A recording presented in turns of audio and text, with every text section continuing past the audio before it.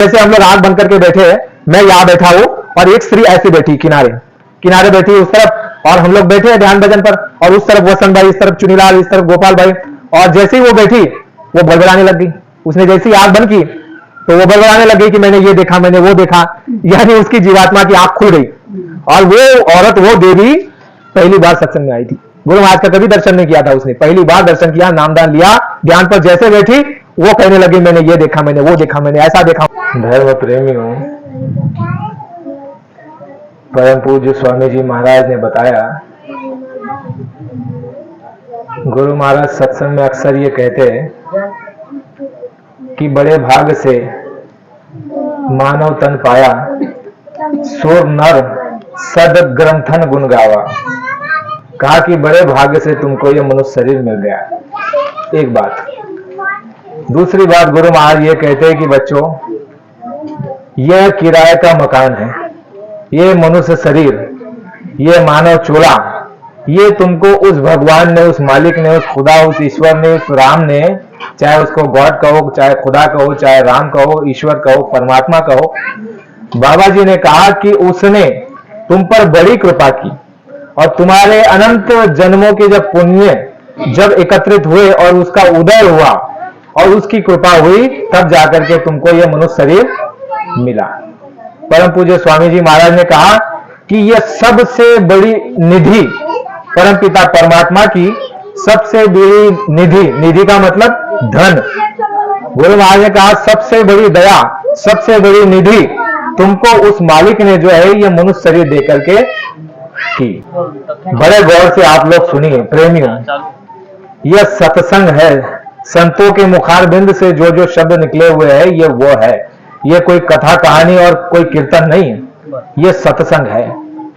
तो स्वामी जी महाराज ने जो बात कही उसको गौर से आप सुने और उसको पकड़े तो आपको बहुत लाभ होने जा रहा है, बहुत फायदा होगा। अगर एक शब्द भी अगर छूट गया तो अर्थ का अनर्थ हो जाएगा, कुछ भी लाभ हो नहीं पाएगा।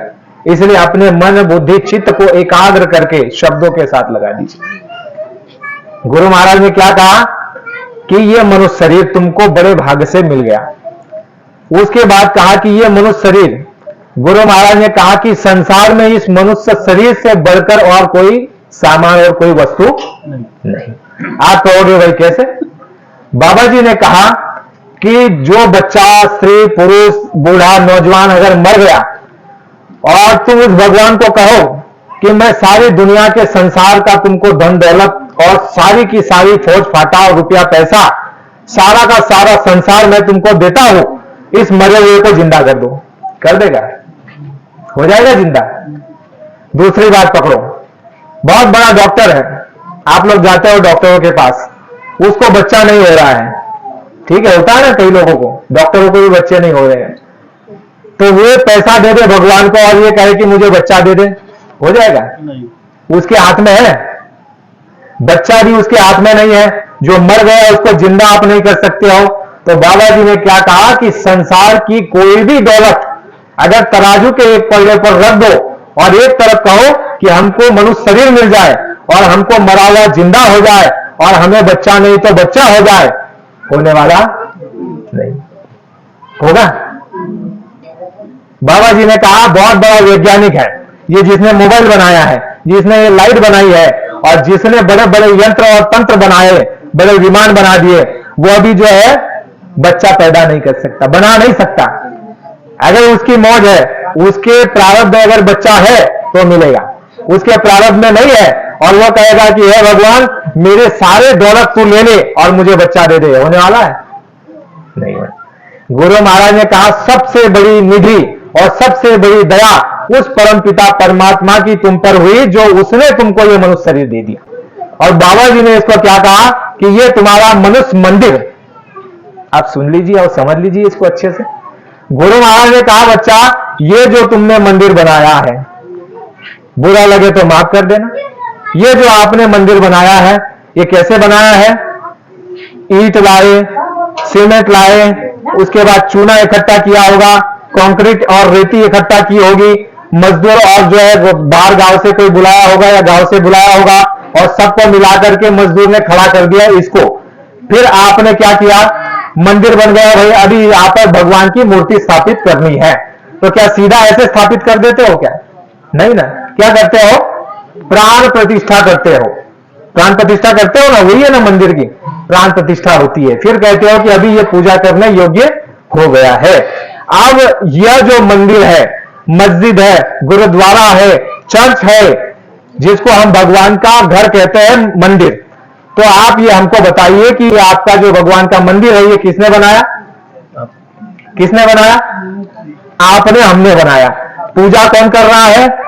आप और हम ही कर रहे हैं। लेकिन बाबा जी ये कह रहे हैं कि इसको अगर 10 बार बनाओ, 10 बार तोड़ो, तुमको कोई पाप नहीं है। लेकिन ये मनुष्य मंदिर, ये अगर तुमने किसी को मार दिया, तो बाबा जी ने कहा कि ब्रह्म हत्या का पातक तुमको लग जाएगा।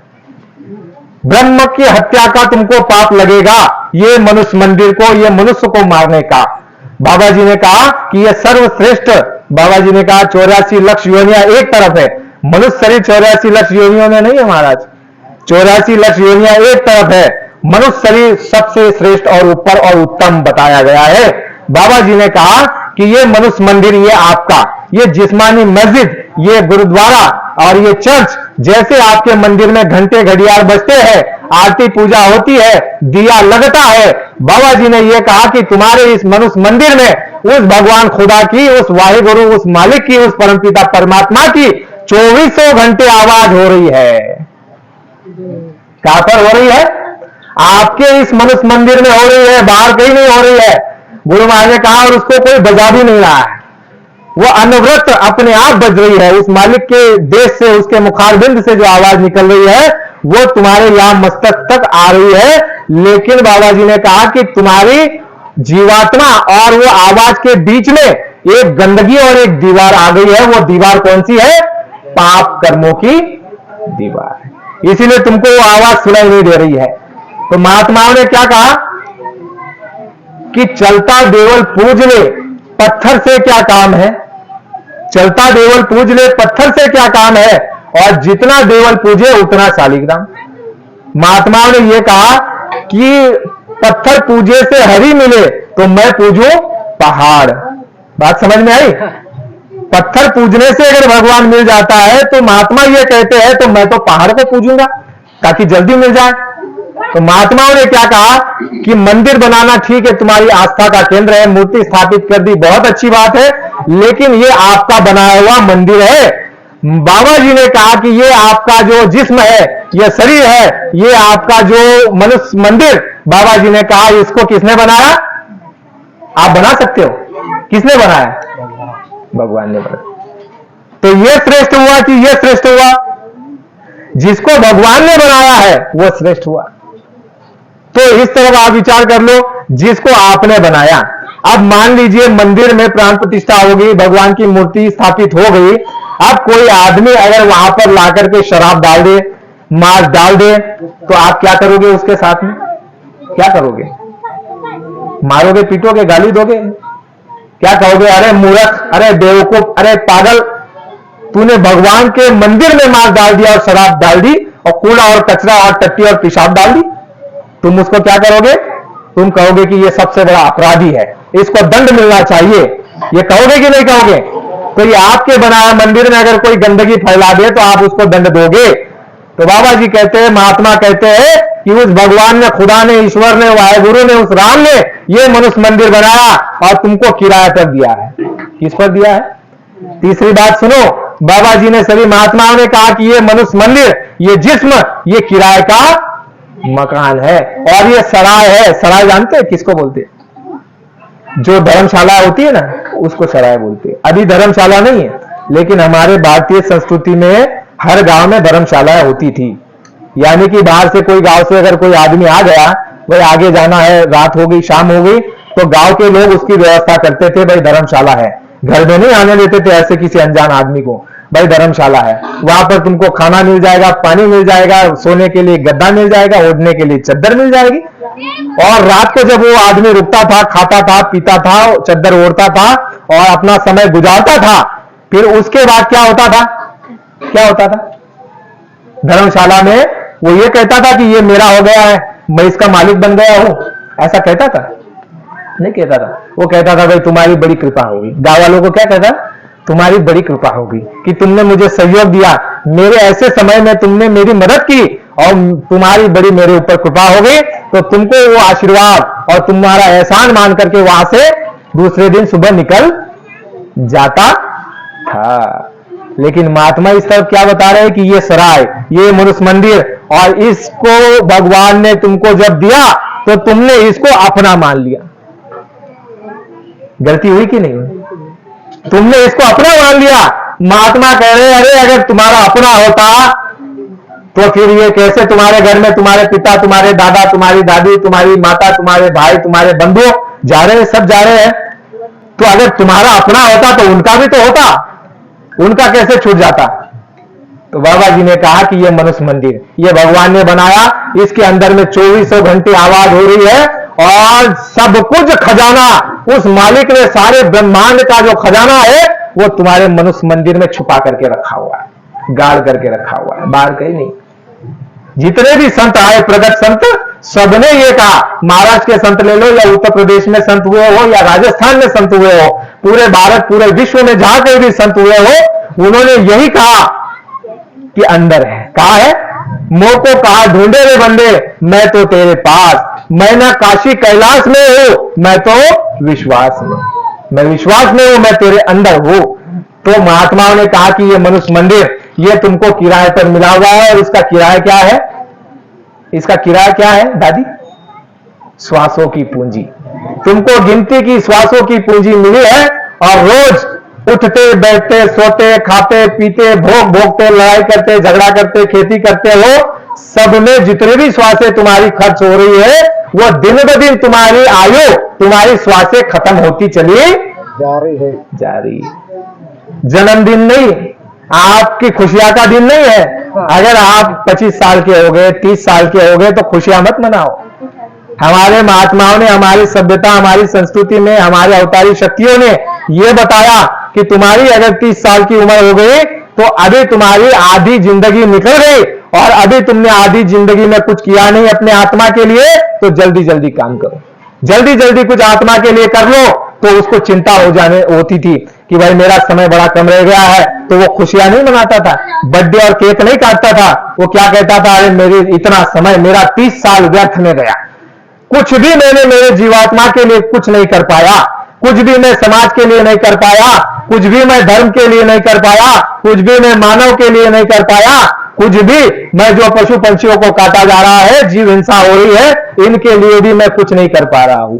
वो अफसोस करता है, पछतावा करता है, और वो अपने आप को ये हमेशा चेताता रहता है कि तेरा समय व्यर्थ में गया है, अब जो समय बचा है उसमें तो कुछ काम कर ले, धर्म कर्म का कर ले, गुरु धारण कर ले, अपनी जीवात्मा के लिए कुछ काम कर ले, क्योंकि अभी थोड़े समय बाद ये किराए का मकान तुम्हारा छूटने वाला है, छूटने वाला है। बाबा जी सत्संग में ये कहते बच्चा, यहाँ पर कार्यक्रम में इतने लोग आए हैं लाखों की संख्या में, अगले कार्यक्रम में इनमें से बहुत से लोग नहीं आएंगे। क्यों नहीं आएंगे? बाबा जी ने कहा बच्चा उनका समय पूरा हो जाएगा, वो अगले कार्यक्रम में नहीं आ पाएंगे। आपके पास बहुत कम समय बचा है और उस बचे हुए समय में कुछ अपने जीवात्मा के लिए पूंजी धन इकट्ठा कर लो, जिससे कि इस मनुष्य शरीर से जब तुमको निकाला जाएगा तो आगे तुम्हारे लिए राहत हो जाए, कुछ सुख और तुमको कुछ शांति मिले, आगे के लिए कुछ जो है उसमें पूंजी कमा लो। स्वामी जी महाराज ये कहते हैं कि ये मनुष्य शरीर तुमको किराए का मकान मिला हुआ है, और किराए का मालिक तुमको जब समय पूरा हो जाएगा तो खाली करा लेगा, खाली करा लेगा। तुम कहोगे कि भाई मुझे नहीं निकलना है, तुम्हारा वहां बस चलने वाला नहीं है। बाबा जी ने कहा ऊपर से वारंट कट जाएगा, जाओ फलाने आदमी को लेकर के आओ, ऊपर से यमदूत आएंगे, नीचे आएंगे। बाबा जी ने कहा कि वो जैसे तुम्हारे पास आएंगे उससे पहले दूर से आवाज देंगे और कहेंगे ए फलाना तुम्हारा समय हो गया। बाबा जी ने कहा जो मरने वाला होगा उसी को उनकी यमदूतों की आवाज सुनाई देगी, और जैसे यमदूतों की आवाज वो व्यक्ति सुनेगा, बाबा जी ने कहा कि उसके खून का पानी हो जाएगा। बाबा जी ने कहा यमदूतों की जो शक्ल है इतनी भयानक है कि जो जीव उसको देख लेता है उसके होश उड़ जाते हैं, होश उड़ जाते हैं, खून का पानी हो जाता है। और जैसे यमदूत आते हैं कहते हैं फलाना तेरा समय हो गया, चल निकल यहां से, और हम आप कहेंगे भाई मैं नहीं निकलने वाला। तो बाबा जी ने कहा यमदूतों के यमदूतों की जूती में तीक्ष्ण धार धार काटे हैं। ऐसे शब्दों का प्रयोग किया है गुरु महाराज ने। इतने समय गुरु महाराज ने कहा, अरे बच्चा नामदान ले लो, नामदान ले लो, नहीं लोगे तो जमदूतों की जूती में ऐसे धार धार तीक्ष्ण काटे हैं, जब वो पढ़ते हैं बड़े बड़े राजा महाराजा बादशाह थर थर थर थर थर थर कांपते। तुम्हारी हमारी क्या बात है, बड़े बड़े राजा जिनका इतिहास में नाम है कि ये राजा हुआ, ये बलशाली, ये पुरुषार्थी, इतने इसने जीते, इतनी लड़ाई इसने जीती, और ऐसा था जो किसको नहीं डरता था। बाबा जी ने कहा ऐसे बड़े बड़े धुरंधर उन यमदूतों की मार को जब उनके ऊपर पड़ती है तो थर थर थर थर थर थर कांपते रहते। गुरु महाराज ने कहा उससे बचना है तो नामदान ले लो। तो स्वामी जी महाराज ने क्या कहा कि जब तुम नामदान लोगे तो तुम्हारे ऊपर जितने भी कर्म है उसमें से रुपया में से 12 आना महात्मा अपने ऊपर ले लेते हैं, 4 आना केवल तुम्हारे ऊपर रहने देते हैं। और जिस दिन तुमको नामदान देकर के तुम्हारे डोरी जीवात्मा की अपने हाथ में ले लेते हैं, उस दिन से लेकर के आखिरी जब तक तुम अमरलोक सतलोक नहीं पहुंच जाते तब तक तुम्हारे ऊपर ध्यान रखते हैं और तुमको नरक और 84 नहीं जाने देते, ना ही जमदूतों के हाथों में तुमको सौंपेंगे और जाने देंगे। ये सिद्धांत है प्रेमियों, गुरु महाराज ने सत्संग में कहा है। गुरु महाराज ने कहा कि जब तुम नामदान ले लोगे तो नामदान लेने के बाद यमदूत तुम्हारे पास नहीं आएंगे। यमदूत तुम्हें लेने नहीं आएगा, तुम्हें लेने कौन आएगा? जिसने नामदान दिया है, जिसको तुमने गुरु धारण किया है, जिसका दर्शन किया है, जिसको अपना तन मन धन दिया है, वो महात्मा, वो गुरु तुमको अंत समय लेने के लिए आएगा। विचार करो, बाबा जी ने कहा नामदान ले लो नहीं तो यमदूतों की पड़ेगी मार। तो जब नामदान स्वामी जी महाराज देते तो कहते महात्मा, गुरु महाराज ने कहा कि इस जन्म में अगर पार नहीं हुए तो नामदानी को, सत्संगियों को जैसे उसकी मृत्यु है, समय पूरा होता है, गुरु लेने के लिए आते हैं, गुरु ऐसे फूल की तरह उसको ले जाते हैं, फूल की तरह ले जाते हैं और वहां पर जो है उसकी माफी कराते हैं और उसको ऐसे जगह पर मनुष्य शरीर दिलाते हैं, जन्म दिलाते हैं जहां पर सत्संगी है, जहां सत्संग होता है, जहां धार्मिक लोग हैं, और ऐसे जगह उसको जन्म दिला देते हैं और दोबारा महात्माओं से उसको मिला देते हैं। और दोबारा जब महात्माओं से वो मिल जाएगा, मान लीजिए कि साधना करने वाला जीव है, जैसे कि पहले स्थान तक वो जाता आता है, उसका समय पूरा हो गया, अब दूसरा जन्म दिलाया, तो बाबा जी ने ये कहा कि जहां से उसकी साधना अधूरी है, समझ में आ रही महाराज बात, जहां से उसकी साधना अधूरी है, यानी पिछले जन्मों में जहां तक उसने साधना की थी, जहां तक पहुंचा था, बाबा जी ने कहा जैसे उसको महात्मा मिलेंगे उसको नामदान देंगे, कहेंगे बच्चा ध्यान पर बैठो, भजन पर बैठो, बाबा जी ने कहा वैसे ही उसकी आंख खुल जाएगी, वैसे ही उसकी आंख खुल जाएगी और उस पहले स्थान से उसकी शुरुआत होगी, नीचे से नहीं, पहले, यानी जहां से उसकी साधना जहां तक पहुंचा था वहां से फिर उसकी साधना शुरू होगी। प्रेमियों, आपको मैं आंखों देखी बात बताता हूं। लगभग 2010-2011 में हम लोग बड़ौदा गए थे, बाबा जी आए थे कार्यक्रम के लिए, सत्संग कर रहे थे, गुजरात का दौरा था, काफिला लेके निकले हुए थे, तो हम लोग बड़ौदा गए थे सूरत से, 7-8-10 प्रेमी गए थे हम लोग, गोपाल भाई थे, चुनीलाल भाई थे, एक राकेश था, हमारे संजू भाई जानते हैं उनको, हम थे, वसंत भाई थे, ऐसे गणपत चौधरी थे, ऐसे 7-8-10 लोग थे जो सूरत से गए थे हम ट्रेन से। गए, रात में वहां पर रुके, सत्संग मिला नहीं, भोजन करके सो गए, सवेरे उठे और सवेरे सत्संग के लिए बैठे। स्वामी जी महाराज मंच पर थे, तो स्वामी जी महाराज ने सत्संग सुनाया और नामदान दिया। अब है प्रेमियों ध्यान से सुनो, जैसे नामदान देते हुए गुरु महाराज तो ये कहते बच्चा थोड़ा ध्यान पर बैठो, कहते थे दादी ध्यान पर बैठो, फिर हम लोग बैठते थे ऐसे आंख बंद करके। तो जैसे हम लोग आंख बंद करके बैठे, मैं यहां बैठा हूं और एक स्त्री ऐसे बैठी किनारे बैठी उस तरफ, और हम लोग बैठे ध्यान भजन पर, और उस तरफ वसंत भाई, इस तरफ चुनीलाल, इस तरफ गोपाल भाई, और जैसे ही वो बैठी वो बड़बड़ाने लग गई। उसने जैसे ही आंख बंद की तो वो बड़बड़ाने लग गई कि मैंने ये देखा, मैंने वो देखा, यानी उसकी जीवात्मा की आंख खुल गई। और वो औरत, वो देवी पहली बार सत्संग में आई थी, गुरु महाराज का कभी दर्शन नहीं किया था उसने, पहली बार दर्शन किया, नामदान लिया, ध्यान पर जैसे बैठी वो कहने लगी मैंने ये देखा, मैंने वो देखा, मैंने ऐसा देखा, मैंने वैसा देखा, यानी अंतर की वो रचना रूहानी मंडलों का वो वहां पर जिक्र करने लग गई। वहां हम मौजूद थे और वहां सत्संगी प्रेमियों ने उनको कहा धीरे से कि है बहना, ये गुप्त चीज है, ये गुप्त है, इसको प्रकट नहीं किया जाता। गुरु महाराज ने इसके लिए मना किया है कि जो अंतर में देखो सुनो उसको हजम करो या फिर उसको डायरी में लिखो। देखो जैसे महात्माओं की डायरी होती है, ज्ञानेश्वर महाराज की डायरी, तुकाराम महाराज की डायरी, मीराबाई की डायरी, गोस्वामी जी की डायरी, जो धर्म ग्रंथ बन गया आज, वो उनकी डायरी आती। जो साधना में देखते थे ना, वो वहां पर लिखते थे कि मैंने ये देखा, मैंने वो देखा। तो स्वामी जी महाराज ने कहा है कि जो अंतर में देखो सुनो, उसको किसी को बताओ नहीं। अगर बता दोगे तो बंद हो जाएगा, फिर जल्दी मिलने वाला नहीं है। तो उसको मना किया गया कि किसी को बताओ मत। तो फिर ध्यान पर बैठी, फिर भजन पर भी बैठी। तो कहने का मतलब यह है कि जिस जीवात्मा की, जिस व्यक्ति और मनुष्य की महात्मा जीवात्मा की डोरी पकड़ लेते हैं और उसको नामदान दे देते हैं, उस जीवात्मा को नरक और 84 ना नरक 84 जाने देंगे, ना उसको यमदूत के हवाले होने देंगे। उसको जो है मनुष्य शरीर तब तक मिलेगा जब तक उसका उद्धार नहीं हो जाता। जब तक उसका उद्धार नहीं हो जाता तब तक उसको मनुष्य शरीर मिलेगा। लेकिन गुरु महाराज ने कहा कि बशर्ते क्या? बशर्ते ये कि मांस मत खाना, शराब मत पीना, हिंसा मत करना। बाबा जी ने कहा पराई स्त्री को माते समान समझना, पराये धन को मिट्टी समझना। ये कुछ नियम है, उन नियमों का पालन करना है, शरीर मिलेगा। लेकिन अगर हिंसा कर डाली, मांस खा लिया, शराब पी ली, मां बहन की आबरू लूट ली, तो बाबा जी ने कहा फिर उस कर्म से तुमको कोई बचा नहीं सकता, उसकी तुमको सजा भुगतनी पड़ेगी। कहां जाना पड़ेगा? नरक और 84 में जाना पड़ेगा। कुछ ऐसे कर्म है जिसके लिए वर्जित है। महात्माओं ने कहा एक तो मांस नहीं खाना नामदान लेने के बाद, शराब नहीं पीना, मां बहन के ऊपर कुदृष्टि यानी उनके साथ गलत व्यवहार नहीं करना, किसी के साथ अत्याचार नहीं करना। ये कुछ नियम है। बाबा जी ने कहा ये नहीं करोगे तो तुमको मनुष्य शरीर मिलता रहेगा, तुमको नरक और 84 नहीं भेजा जाएगा। लेकिन अगर तुमने मांस खा लिया, अगर तुमने ऐसा कृत्य कर लिया तो तुमको नरक 84 जाना पड़ेगा। लेकिन इसमें फिर भी देखो रियायत क्या है महात्माओं की। वो तो इतने दयालु होते हैं, वो क्या करते हैं, उस जीव की डोरी छोड़ते नहीं है निम्बा महाराज। उस जीव की डोरी हमेशा उनके पास रहती है। लेकिन उसने अपराध किया है, इसलिए उसको एक दंड के लिए उसको नरक और 84 जाने देते हैं, लेकिन उसका ध्यान रखते हैं और उसकी जो है जल्दी जो है उसका भुगतान करा करके उसको दोबारा से मनुष्य शरीर में भर्ती करा लेते हैं महाराज। लेकिन कष्ट होता है, तकलीफ होती है, पीड़ा होती है, दर्द होता है। नरक और 84 की आग झेलनी पड़ती है, सहनी पड़ती है अगर गुरु के वचनों का उल्लंघन किया तो। आप कहोगे उदाहरण दीजिए। दोनों तरह का उदाहरण है। एक उदाहरण पहले सुन लीजिए।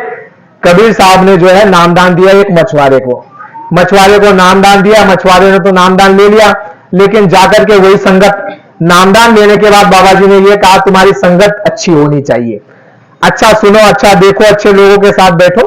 अपनी बहन ने कितनी अच्छी प्रार्थना गाई, क्या कहा? अच्छी संगत में जाना है ना, अच्छी संगत में जाना है। तो अच्छी संगत के लिए महात्माओं ने कहा नामदान लेने के बाद अच्छी संगत करना, अच्छे से अच्छा भोजन करना, और जो तुम्हारे घर में जो मांस के बर्तन है इसको ध्यान रखना। आप जो कभी तुमने उसमें मांस खाया होगा, मांस पका होगा, उसको बाहर निकाल देना, उन बर्तनों को बेच देना, उसको घर में कभी मत रखना। और ना ही हम जैसे कोई आते हैं उनको खिलाना प्रेमी हो, हमको बड़ा डर लगता है। आप लोग भाव से खिला तो देते हो, लेकिन हमको ये डर लगता है कि भाई आपके घर में पहले कभी मांस पका हो, इन्हीं बर्तन में आप और उसी में खिला दो, तो ये जिसकी साधना बनती है उसकी साधना रुक जाती है, बंद हो जाती है, अंधेरा आ जाता है, सामने दिखता नहीं कुछ, अंधा हो जाता है साधक। ये आपको सोचना चाहिए। जो मांसाहार जिस बर्तन में पके हैं उस बर्तन को बेच दो या तो हटा दो, उसका इस्तेमाल बिल्कुल मत करो अपने घर में। और दूसरी बात यह है, मुझे एक प्रेमी ने कहा कि आप तांडा में जाते हो बंजारा समाज में, तो उनको एक बात जरूर बोलो। तो वो आपको बोलना चाहूंगा, नाराज मत होना। ये जो पशुपालन है ना, बकरी पालना, मुर्गी पालना, ये सत्संगियों का धर्म नहीं है। ये यानी हमारा धर्म है ही नहीं कि आपने बकरी पाला, मुर्गी पाला और उसको पाल करके क्या करोगे? आप खूटे पे मरने दोगे? नहीं दोगे। उसको क्या करोगे? बेच दोगे बाजार में जाके, बाजार में जो बिकेगा उसके बाद कसाई के पास जाएगा, कसाई के पास जाएगा, उसकी बोटी बोटी होगी और आप वो वही बेच करके उसको पैसा लाओगे और वही खुद भी खाओगे अनाज और बच्चों को भी खिलाओगे। और हम जैसे कहोगे भाई हम तो सत्संगी है। अरे भाई सत्संगी कैसे? तुमने पशु को पाला, मुर्गी को पाला, बकरी को, बकरे को पाला और बैल को, गाय को तुमने कसाईयों को बेच दिया और वही पैसे से अन्न खिला रहे हो हम जैसों को, आप भी खा रहे हो, तो बुद्धि कभी काम नहीं करेगी और ना ही कभी साधन भजन बनेगा। इन बातों को अच्छे से याद रखना। आप ये आप कहते हो ना कि भाई जीव हिंसा बंद करो, शाकाहारी हो जाओ, तुम मांसाहारी हो हम शाकाहारी है, तो आप अगर शाकाहारी है तो शाकाहारी कर्म होना चाहिए। शाकाहारी कर्म क्या है? महात्माओं ने यह कहा कि केवल उसको काटने वाले को सजा नहीं मिलती, 7 लोगों को सजा मिलती। कितने लोगों को? उस जीव हिंसा में जो बकरा कटा है उसके पीछे 7 लोगों को सजा बचती है। अगर 10 रुपया है उसमें से 7 लोगों को आएगा, सवा रुपया आएगा, 1.5 रुपया आएगा, सबको 7 लोगों को। किसको किसको? एक वो जिसने जो है उस पशु को इस तरह से इसलिए पाला है कि इसको बेचूंगा, इससे पैसा कमाऊंगा, उसको सजा। दूसरा जो उसको खरीदा उसको भी सजा। तीसरा कसाई को दिया, वो कसाई की तीसरा हो गया। चौथा जो मांस लेने के लिए गया, मांस खाया नहीं, लेकिन कितने लोग ऐसे हैं जो मांस लेने जाते हैं। चौथा वो जो मांस लेकर के आया। पांचवा वो जिसने मांस पका करके बना करके खिलाया, पांचवा वो। हमारी बहनें कई कहती है सत्संगी हमारा पति मानता नहीं है, वो तो कहता है कि हम खाएंगे ही, तो उसके लिए आपका धर्म बन जाता है कि उसको भोजन बना करके खिलाना। लेकिन अगर सोचा जाए तो स्त्री क्या नहीं कर सकती और करवा सकती अपने पति से। स्त्रियां तो आज उंगलियों पे नचाती है पतियों को। महाराज गलत बोल रहा हूं? पतियों को, पुरुषों को स्त्रियां उंगलियों पे नचाती है, और आप इस बारे में कहते हो कि मेरा पति मानता नहीं, उसको तो बना करके ही खिलाना पड़ता है। तो आपकी कमजोरी है, आपकी कमजोरी है। आप तरीका अपना सकते हो कोई भी, जिससे कि वो शाकाहारी बन जाए, जिससे कि मांस आपके घर में आए ही नहीं। उसका दोष आपको भी लग रहा है। पांचवा वो जो बना करके खिला रहा है। छठा वो जो परोस रहा है, परोसने वाला भी पापी है वो। और सातवां वो है जो उसको खा रहा है। और इसमें एक वो भी है, ऐसे लोग भी है, जिस महात्मा ने, गुरु महाराज ने और धर्मशास्त्रों ने भी कहा है, ऐसे वो लोग भी है इस पाप में, हिंसा में शामिल, जिन्होंने मांसाहार को बढ़ावा दिया। मांसाहार को बढ़ावा दिया, जिसमें कौन है? ऊपर बैठे हुए जो राज कर रहे हैं, ये भी पापी है। इनके शासन काल में ये सब कट रहा है। जानवर कट रहे हैं, बकरी कट रहे हैं, गोश्त बिक रहा है, बड़े बड़े जानवर कट रहे हैं, और ये ऊपर से आदेश दे रहे हैं कि हाँ काटो, कत्ल खाने खोलो, पशुओं को काटो। तो इनको भी, ये भी पापी है। दूसरे पापी कौन है? जैसे जो चमड़े की वस्तु इस्तेमाल करते हैं ना, बेल्ट आपका जो है, बटवा और बहुत सारी चीजें, यानी वो चमड़े की वस्तु जो इस्तेमाल करते हैं, इससे फिर क्या होता है कि भाई जानवरों को काटना पड़ेगा क्योंकि डिमांड है चमड़े की। तो वो भी पापी है, उनको प्रेरित कर रहे हैं कि भाई तुम जीव हिंसा को करो। तो बाबा जी ने, महात्माओं ने कहा है, गुरु महाराज ने ये कहा कि तुम सब पर जीव हिंसा लगी है, सब पर। विचार करो, कोई मामूली बात है? तुम सब पर जीव हिंसा लगी हुई है। अब इस जीव हिंसा को कैसे मिटाया जाएगा? वो महात्माओं के पास जुक्ति है, और उस जुक्ति से वो मिटेगी, ऐसे नहीं। तो वो जो कहते हैं उस पर चलो तो मिट जाएगी। मछुआरे ने नामदान लिया और चला गया, और संगत वही, बर्तन वही, और वही सारी चीजें, सत्संग में जाना नहीं। तो फिर क्या हुआ? थोड़े दिनों में वो मांस खाना लग गया, मछली खाने लग गया। मछली पकड़ता था, मछुआरा था।